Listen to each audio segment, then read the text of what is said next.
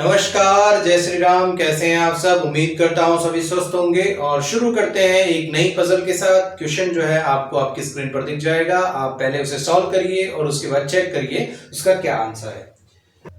तो शुरू करते हैं बिना देर किए। 7 person EFGHIJK went to a bookshop and bought different number of books 2, 4, 5, 6, 7, 8 and 9। कौन कौन सी बुक्स? 2, 4, 5, 6, 7, 8 and 9 नंबर की बुक्स वो परचेज कर रहे हैं। उसके बाद all the information is not necessarily in the same order. They went to book shop on a week starting from Monday to Sunday. Week में जा रहे हैं, कोई मंडे को जा रहा है, कोई ट्यूसडे को जा रहा है, कोई वेडनेसडे को जा रहा है, कोई थर्सडे को जा रहा है, कोई फ्राइडे को जा रहा है, कोई सैटरडे को जा रहा है और कोई संडे को जा रहा है। ठीक है, हमने इसको इस तरीके से लिया ताकि पता चल जाए जो पहले जा रहा है या बाद में जा रहा है उसका हमें पता चल सके। इसके बाद बोला है कि each person went book shop on different day. The one who bought 9 books went immediately before H. जिसने 9 बुक खरीदी है वो एच के जस्ट बिफोर जा रहा है, but the person is not E. और 9 बुक्स खरीदने वाला पर्सन ई नहीं है। Sum of the books of G and E is 11। G and E की बुक्स का जो सम है वो क्या है? 11। तो 11 कई तरीके से हो सकता है। 2 और 9 11 हो सकता है, 4 और 7 11 हो सकता है, और 5 और 6 11 हो सकता है। ठीक है, तो ये पॉसिबिलिटीज बन सकती हैं। The one who bought 2 books went 2 person before के। के से 2 person बिफोर, मतलब बीच में एक जन, और ये क्या है? जिसने 2 बुक खरीद। H did not buy 7 and 8 books. H जो है न तो 7 बुक्स खरीदता है ना ही 8 बुक्स खरीदता है। इसके बाद K bought more books than of that of I. K जो है आई से ज्यादा बुक्स खरीद रहा है। सॉरी, के जो है आई से ज्यादा बुक्स खरीद रहा है, मतलब के पास बुक्स ज्यादा है। H went book shop before J. H went book shop before J. J वो बॉट 4 बुक्स। जे ने 4 बुक्स खरीदी है, तो यहां तो हमें मिल ही रहा है जे 4 बुक्स खरीद रहा है। J went book shop after Wednesday. J जो है आफ्टर वेडनेसडे। आफ्टर वेडनेसडे मतलब थर्सडे से लेके वो कहीं भी आ सकता है। थर्सडे पे आ सकता है, फ्राइडे पे आ सकता है, सैटरडे पे आ सकता है, संडे पे आ सकता है। वेडनेसडे, ट्यूसडे और मंडे को वो नहीं आ सकता। ठीक है। G bought 6 books and went immediately before I.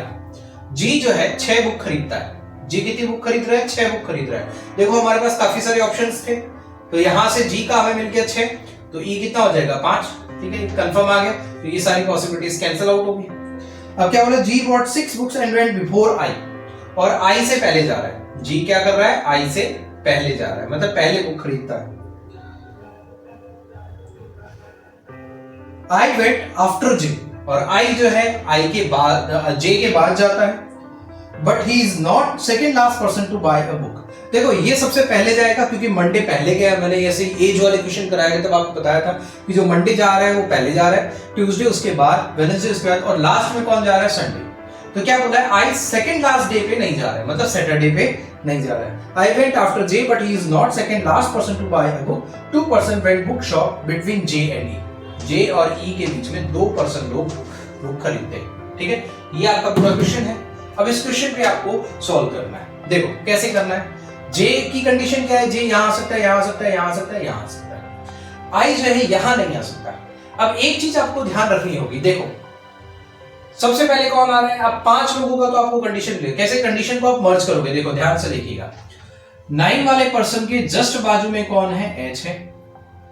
H के बाद में कौन जा रहा है? जे। और जे के बाद में कौन जा रहा है? आई। और आई के पहले कौन जा रहा है? जी। जी के बारे में हमने ये बोला था कि जी जो है आई के इमीडिएट बिफोर जा रहा है। आई के इमीडिएट बिफोर। क्लियर? जी जो है आई के इमीडिएट बिफोर, मतलब यहां पर क्या आ जाएगा?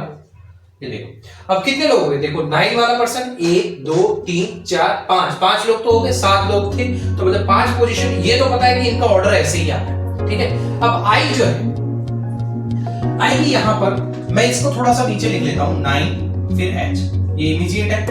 जे का हमें नहीं पता। जी और आई जो है इमीडिएट है। ठीक है, ये हमें पता है। अब देखो ध्यान से देखिए, आई यहां तो आ नहीं सकता, आई अगर यहाँ आता है, आई यहाँ आता है तो 5 लोग तो हैं, 1 2 3 4 5, मतलब इनकी तो ऑर्डर वाइज हो जाएगा। देखो आई आएगा, यहाँ पर जी आ जाएगा, जी के पहले जे आ जाएगा, जे के पहले एच आ जाएगा और एच के पहले 9 आ जाएगा। ये तो कंफर्म ऐसे ही सेट हो गया। लेकिन बाद में देखो 1 2 3 4 5 6 7, आई यहाँ तो आ नहीं सकता तो आई यहाँ पर आ जाएगा। क्लियर? आई के बाद यहाँ पर जी आ जाएगा। अब यहाँ पर देखो J, H और 9 कहाँ आएंगे, हमें इसके बारे में थोड़ा कंफ्यूजन है। हमें एग्जैक्टली नहीं पता कि J, H, 9 कहाँ पर और किस तरीके से आए। तो हम पहले अब देखो यहाँ पर J आया, इस कंडीशन के अकॉर्डिंग J यहाँ पर आ रहा है, लेकिन हमें तो बोला था कि J जो है यहीं पर आएगा, इसके आगे J आएगा ही नहीं।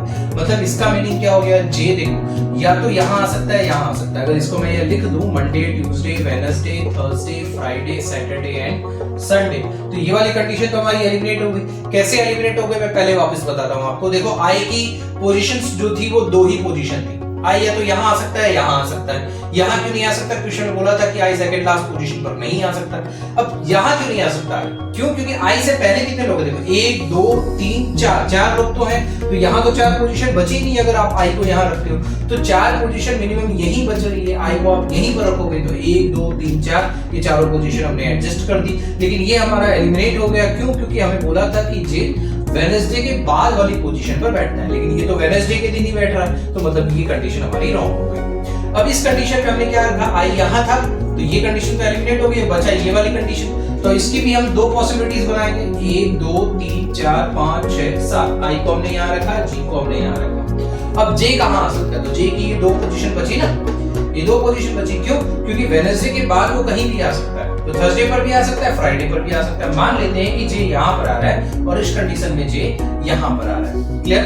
अब देखो जे के बाद 2 छोड़कर ई आ रहा है, जे के बाद 2 छोड़कर कौन आ रहा है? ई आ रहा है, तो ई यहाँ आ जाएगा।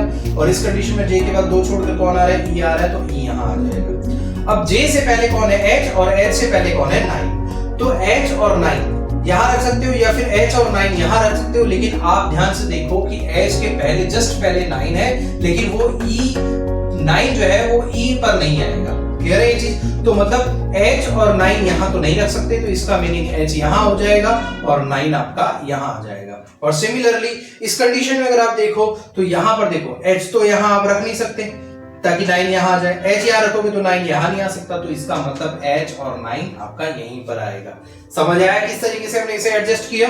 अब देखो K से 1 छोड़कर लेफ्ट में कौन है? 2 है, तो K को आप यहाँ रख सकते हो, K को आप यहाँ रख सकते हो। लेकिन K को यहाँ रखोगे तो लेफ्ट में 1 छोड़कर 2 कहीं नहीं आ पाएगा, तो K को आप यहाँ रखोगे तो ये क्या हो जाएगा? 1 छोड़कर लेफ्ट में 2। सिमिलरली K को आप इसमें कहाँ रख सकते हो? यहाँ रख सकते हो, तो ये आ जाएगा आपका 2। क्लियर?